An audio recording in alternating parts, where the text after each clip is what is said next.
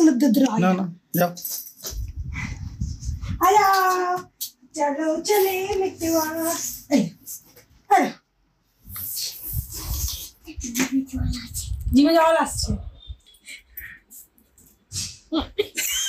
পুরো অ্যাক্টিং দেখো কেমন সত্যি বল সত্যি মুখে বল কেমন হচ্ছে এই ये अब हम खाएगा বল এর মধ্যে কি আছে কর্ন আর চিজ আর পালং শাক আছে গরু পালং শাক শসা বাস ফ্লপ হয়ে গেল আমার রেসিপি শসা পেয়ে গেছে ওই চাবা শোনা এখানে এসো আমি খেয়ে নিচ্ছি দেখ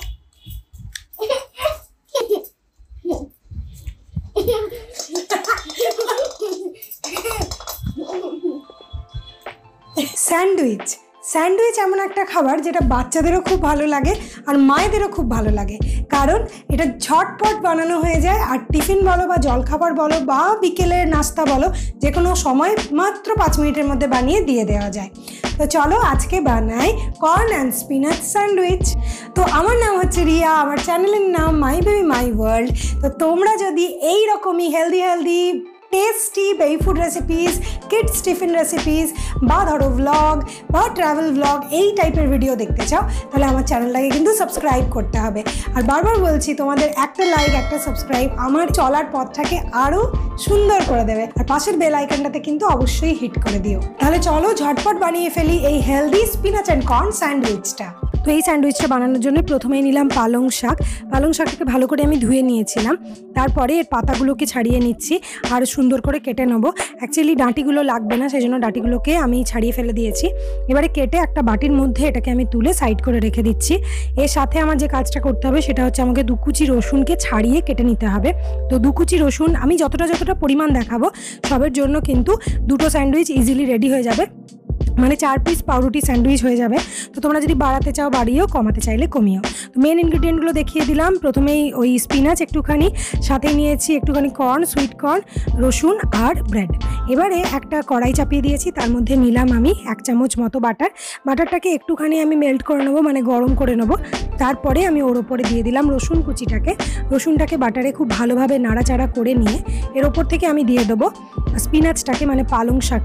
শাকটাকে কিন্তু আগেই বলছি ভালোভাবে ধুয়ে নেবে কারণ পালং শাকের মধ্যে প্রচুর পরিমাণে নইলে বালি থাকে এবারে পালং শাকটা দিয়ে একটুখানি নাড়াচাড়া করে নেবো নাড়াচাড়া করার পরে আমি দিয়ে দেবো কর্নটা এটা sweet corn frozen sweet corn বিষ্ণুপুরে অনেক দোকানেই পাওয়া যায় আগের ভিডিওতেও বলেছিলাম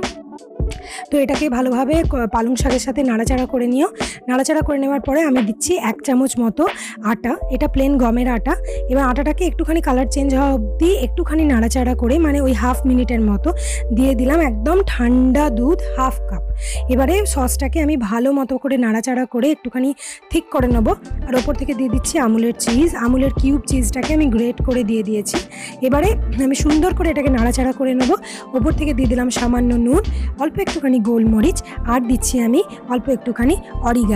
অরিগানো দিলে টেস্ট আর ফ্লেভার দুটোই কিন্তু বেড়ে যায় আর এই সমস্ত যখন রান্না করবে তখন অরিগানোটা দেওয়ার একটু চেষ্টা করো তো অরিগানো এখন সব দোকানেই প্রায় পাওয়া যায় তো রেডি হয়ে গেছে আমার সসটা এই কনসিস্টেন্সিতেই তোমাদেরকে রাখতে হবে এর থেকে পাতলা বা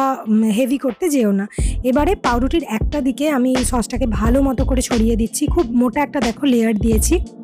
এবারে ওপর থেকে আরেকটা পাউরুটির পিসকে আমি চাপা দিয়ে দিচ্ছি এবারে এটাকে আমি সেঁকবো তো বাটারে আমি সেঁকবো বাটার দিয়ে 2 সাইডে বাটার লাগিয়ে আমি গরম প্যানের মধ্যে দিয়ে এটাকে সেঁকে নেবো তোমাদের যদি টোস্টার থাকে তাহলে ইজিলি তোমরা টোস্টারের মধ্যে এটাকে করে নিতে পারো কোনো সমস্যা নেই তো এটা দিয়ে দিয়েছি দেখো ওপর থেকে আরেকটুখানি বাটার আমি লাগিয়ে দিলাম তো তোমাদেরকে প্রথমেই বলেছিলাম যে যতটা পরিমাণ আমি দেখাচ্ছি জিনিসগুলো ততটাতে কিন্তু 2টো স্যান্ডউইচ ইজিলি রেডি হয়ে যাবে তো 2টো স্যান্ডউইচ আমি বানিয়ে নিয়েছি তো এবার আমি তোমাদেরকে এটাকে কেটে দেখাবো যে ভেতর থেকে এটা কতটা ইয়াম্মি